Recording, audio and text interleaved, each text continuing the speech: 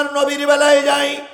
নবী সাল্লাল্লাহু আলাইহি সাল্লাম এই পৃথিবীতে যখন এসেছিলেন, তখন তিনি যে ঘরটা এসেছিলেন সেই ঘরটার বর্ণনা পাওয়া যায়। যখন নবী দুনিয়া আসলেন, আসার পরে সকলে জেনে গেল আব্দুল্লাহর বেটা মোহাম্মদ দুনিয়া এসেছে, খুব চাঁদের মতন ফুটফুটে সন্তান। উম্মে হানি চলে আসলেন, এসে বলতেছেন, ভাবিজান, এত সুন্দর একটা চাঁদের মতন সন্তান আপনার ঘরে জন্ম নিয়েছে, অথচ আপনার ঘরে আলো নাই কেন, বাতি নাই কেন? আমেনা শুয়ে শুয়ে বলেছে, বুবুজান, নবীর আগমনে ঘরে আলো জ্বালাবো, লণ্ঠনে কোনো তেল নাই। উম্মে হানি বলেন, আমি নবীকে কোলে তুললাম, দুই গালে দুটো চুমা দিলাম, দুই গালে দুটো চুমা দিয়ে নবীর মুখের কাছে মুখ লাগালাম, দেখি আল্লাহর নবীর ঠোঁটটা বিড় বিড় বিড় বিড় করে নড়তেছে। আমি জিজ্ঞেস করলাম, ও ভাতিজা, জন্মের পরে এসে তুমি কেন কান্দো? সেদিন ভাতিজা কোনো উত্তর দেয়নি। একটু বড় হওয়ার পর ভাতিজারে বললাম, ভাতিজা, সেদিন কেন কেঁদেছিলে? নবী ফুপি আম্মার গলা জড়াই ধরে বলেছিলেন, ফুপি আম্মা, জন্মের পরে কেঁদেছিলাম, রব্বি হাবলি উম্মতি, আয় আল্লাহ, আমার গুনাহগার উম্মত গুলোরে মাফ করে দাও। দাড়িভাঙ্গার মুসলমানেরা, গাড়িদাও ইউনিয়নের মুসলমানেরা, বলুন তো, নবী কেঁদেছিলেন কাদের জন্য? আপনারা কি সেই উম্মত? এই কথা বলেন, আপনারা কি সেই উম্মত? আরো জোরে বলেন, সেই উম্মত। তাহলে আপনারা যদি সেই উম্মত হন, সেই নবীর পরে নাজিলকৃত কোরআনের আলোচনা চলছে, আর আপনি বাড়ি শুয়ে আছেন, বাজারে ঘুরতেছেন, বাদাম খেয়ে বেড়াচ্ছেন, নিশ্চয়ই কিয়ামতের দিন আল্লাহর রাসূল আপনাকে উম্মত বলে পরিচয় দেবে না।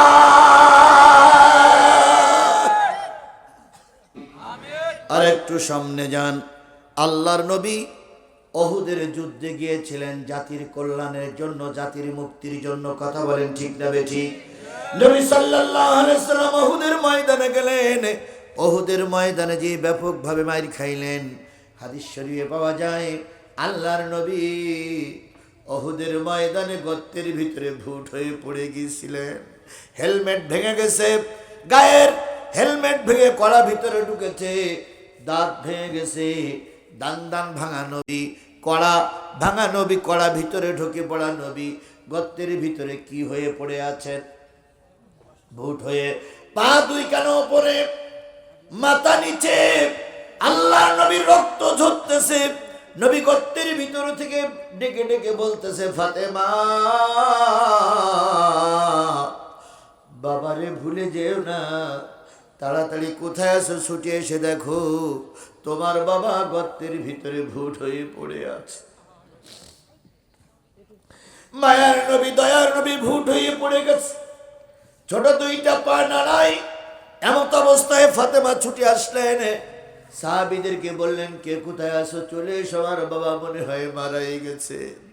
ও আমার জাতি, নবীকে দুই তিনজন উঁচু করে তোলা হলো, কড়া ভেঙে ভিতরে ঢুকেছি। তারপরে কি দাঁত শহীদ হয়ে গেছে, দাঁত ভেঙে গেছে। নবীজিকে 4-5 জন ধরে যখন বের করে নিয়ে আসলেন, তখন নবীর সামনে 70 জন মুসলমানের লাশ পড়ে আছে। নবী 70 জনের সামনে দাঁড়িয়ে চোখের পানি ফেলে কেঁদে কেঁদে বললেন, ও আল্লাহ, আমি তো এমনটি চাইনি যে আমার সাথীদের মৃত্যুবরণ করতে হবে। আয় আল্লাহ, তুমি আমার সাথীদেরকে দয়া করে মাফ করে দাও। তাহলে বলুন তো, আল্লাহর নবী উহুদে কাঁদলেন কাদের জন্য? আরো জোরে বলেন, কাদের জন্য?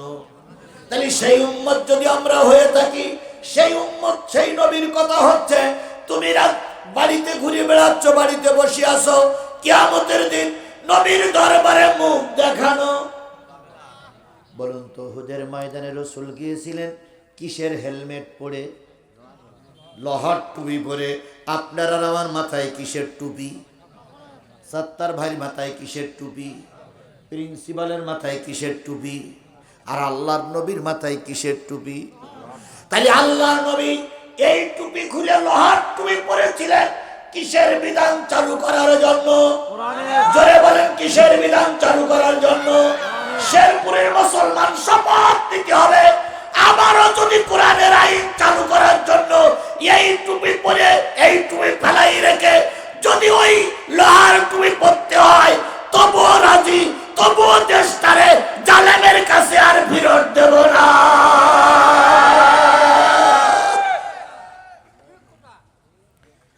একমত? সবাই একমত? আমি জামাটা পরে আসি, কিসের জামা? কাপড়ের জামা। এটা টেটন হতে পারে, পলিস্টার হতে পারে, সুতি হতে পারে, লংকলাত হতে পারে।